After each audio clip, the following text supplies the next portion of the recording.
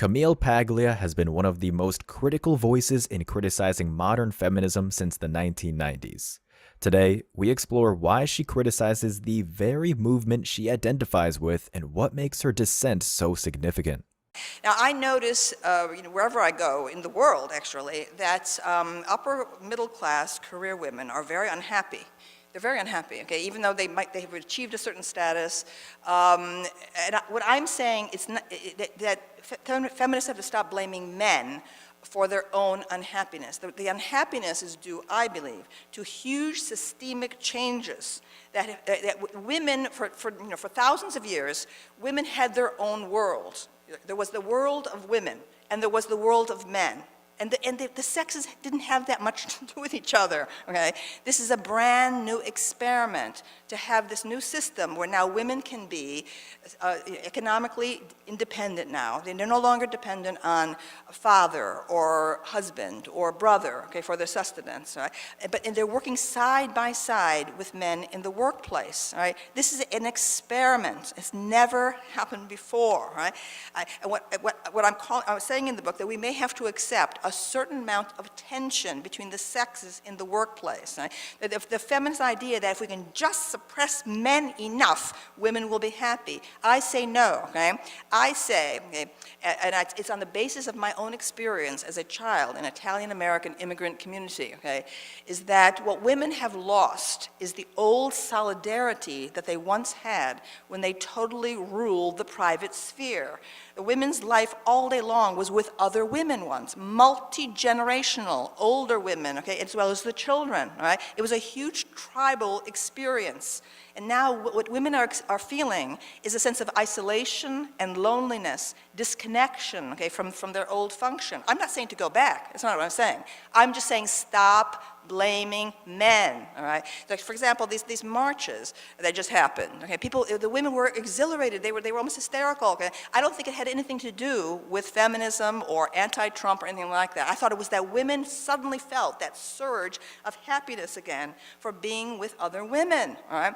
You can actually see it in the Odyssey when Odysseus is washed up naked and alone. He's lost his ship, on the shores of Phaeacia, and he wakes to the sound of women's voices, laughing and singing and so on. It's the Princess Nausicaa going down to do the laundry on the shore, okay? And actually, that is exactly what was going on up until fairly recently, where women were all together. They did all their chores together. They did the laundry. They did the cooking. I can remember this from my childhood in Endicott, New York, upstate New York, among the immigrant Italian women. All four of my grandparents, plus my mother, were born in Italy. And so I actually had that experience, the experience that went on for thousands of years in the agrarian era. Women all together. In fact, my mother described as a small child in Italy how all the women would get together to do the laundry and go up the hill to Il Sorgo, which was a fountain cut out of the side of the mountain. Probably went back thousands of years to the Roman period and so on. She remembered the singing, the picnicking, et cetera, okay? So even though people were laboring physically in the agrarian era, there was a happiness, okay, a sense of identity. There was no quest for identity. Now, it's no place for an independent thinker, okay? If you were an independent thinker, you had no options as a woman except to become a nun. Okay, so I know, okay, I know I would have been a nun, okay, 100 years ago. All right, I know it, okay. And obviously, communities are intellectually repressive in their own way. Nevertheless, we're in a period now of quest for identity, tremendous pressures on young people to form their own identity separate from those old automatic tribal and community affiliations. So I think there's a tremendous, as a classroom teacher, of now, more than 40 years, I can see this, and it's really, there's a tremendous sense of psychological dislocation among young people, and they find many ways to try to achieve some sorts of identity. And part of it right now, of course, is social media, which is causing the total, entropy in terms of ability to reason, to read, to write, the old things, and so on. All right. This is a part of Liverpool, a city of nearly 1 million inhabitants, and one of the biggest ports and shipbuilding areas in the world.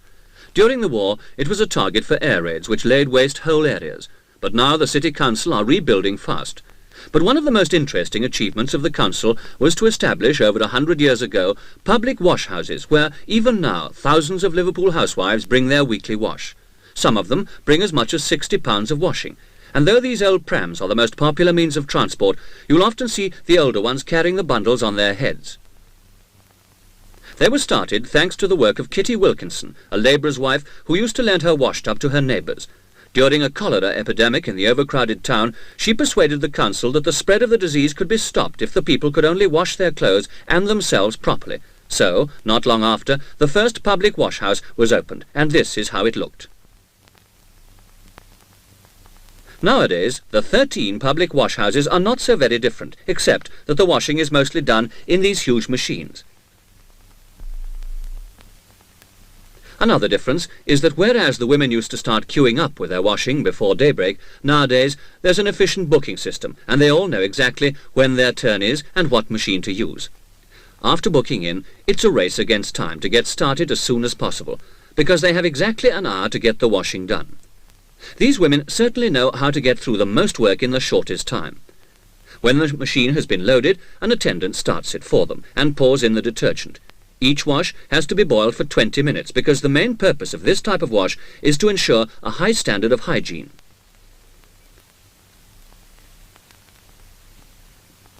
At the end of the wash, the attendant switches the machine off. Meanwhile, the women have probably been washing other garments in the hand stalls, and now it's time to transfer everything to the hydro extractors, which are rather like giant spin dryers. When loaded properly, they go round at 1,200 revolutions a minute, and when they come out, the clothes are over 50% dry. Often, blankets and even carpets go through this process because, as you see, it's not just clothes that go into the wash. From the hydros, everything is transferred to the drying racks, which are then pushed into hot air tunnels where the drying process is completed.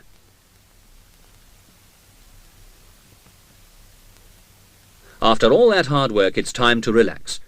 The same women come at the same time every week, and there's plenty to talk about. There are cafes attached to the wash houses as well, so many women almost regard the wash house as their club, and they don't have to worry about their children, who are looked after in the crèche upstairs by experienced attendants.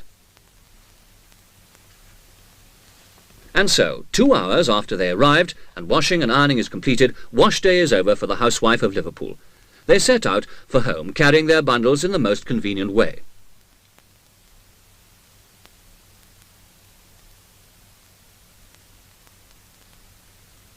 But stop! Have you left anything?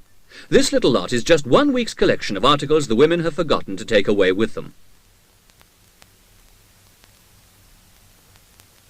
The Liverpool Corporation are opening new wash houses too. This one will cater for hundreds of customers when it's finished.